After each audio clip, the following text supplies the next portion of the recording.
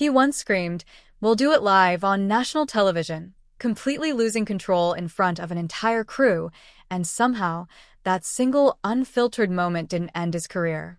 It launched it. Because in a world full of polished, rehearsed, carefully managed television personalities, Bill O'Reilly was something nobody had seen before. He was real. Dangerously, uncomfortably, unmistakably real. For more than 15 years, the O'Reilly Factor held the #1 position across all of cable news. Not for a season. Not for a lucky run. For over a decade and a half. Every night, roughly 4 million people came back. Not because the show was comfortable, but because it was impossible to look away. He didn't deliver news. He interrogated it. He didn't interview guests. He challenged them, interrupted them, pushed them until something genuine came out. And audiences couldn't stop watching, even the ones who despised him. But here's what most people never ask. What does it cost a man to perform that level of intensity every single night and then go home to a life he's working just as hard to hide?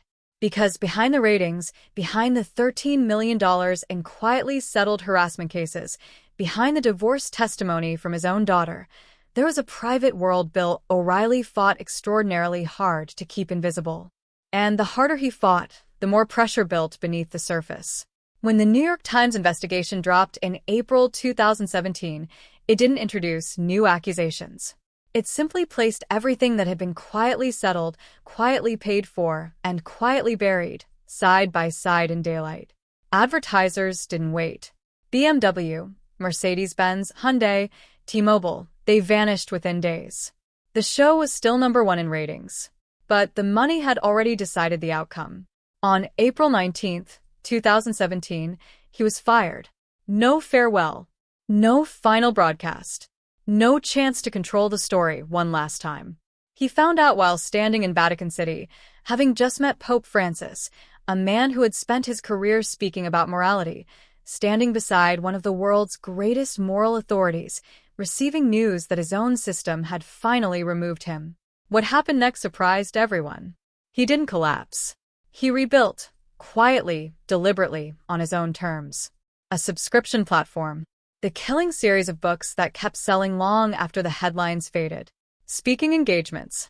An estimated net worth still sitting between $80 and $100 million. Smaller scale. Zero dependence on anyone else's approval. And that one line he once said, "Success just means you live in a bigger house with fewer people to talk to." That line hits differently now. Not as observation, as a confession.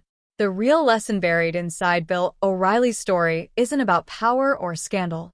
It's about what happens when the armor you built to survive the world becomes the very thing that isolates you from it. You can win every argument on television and still lose the only conversations that actually matter. Some collapses, it turns out, are just reinventions in disguise.